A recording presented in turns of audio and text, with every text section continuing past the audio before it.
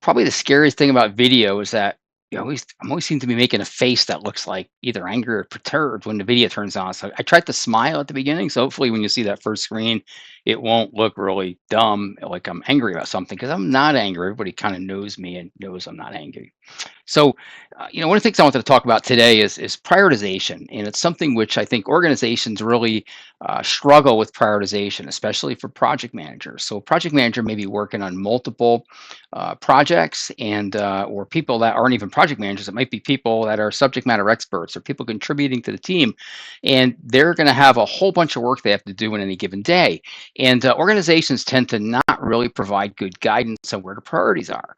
So what happens is that the people doing the work choose what they want to work on first, as long as they're meeting their deadlines, and it's kind of not a good way to get the work done because what happens is everybody typically people select the work that they enjoy the most to do first, which means that the work that might be most important might be the hard work, and it's being left until last.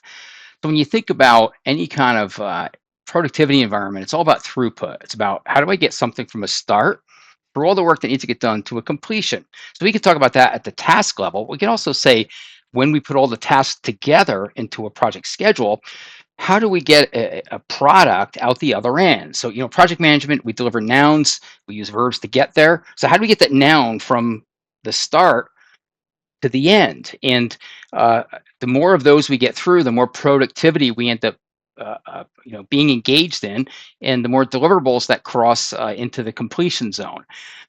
But what happens is when people work on their own priorities, you might have, say, if you have 30 different things that have to be delivered, you might get 20 of those that are 50% done, and other, five of them that are 75% done, and then maybe five that or another 5% might not even be started yet, or another five. So you end up with 100% of the work is being worked on, but nothing's really being completed.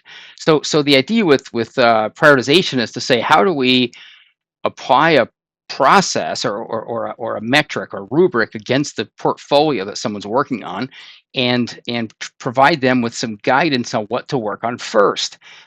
By doing that, what happens is, say, if we have these 30 deliverables that we need to have out the door, if we have 100% of what we need for 10 of them, we now only have 20 left to deliver. So it's really important for organizations to say, how do we prioritize? And you can have the discussion, how do I prioritize? What should we apply? Client facing, it's, I kind of think of it like, if it's a major client who gives us a lot of work, there's a lot of upside, there's a lot of opportunity, that should be the high priority. It doesn't mean we don't want to do the rest of the work. We're still going to do it, but it's not going to be the first thing we do in the morning. It's going to be something that we do after we get the important stuff off of our plates. And organizations oftentimes, they have a real hesitancy to say, well, all the work's important, everything's important. And my argument with that is that if everything is high priority, then by default it is all low priority. Because if there's no prioritization, then who cares? So they can work on whatever they want to work on first. So, what are your thoughts? What have you seen worked well in terms of prioritization in a project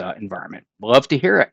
So, and let me know how you like the video format. I'm probably going to get a backdrop at some point. Maybe get a microphone. I did get a microphone, but this one was kind of like, I don't know whether people want to see me talking into a rat. It was a little big. I use this for bird watching, actually, for picking up bird sounds. So, but I'm going to probably come up with something cool at some point. But for now, you're just going to have to put up with the Jobber headset here. Thanks, and I will post more stuff soon.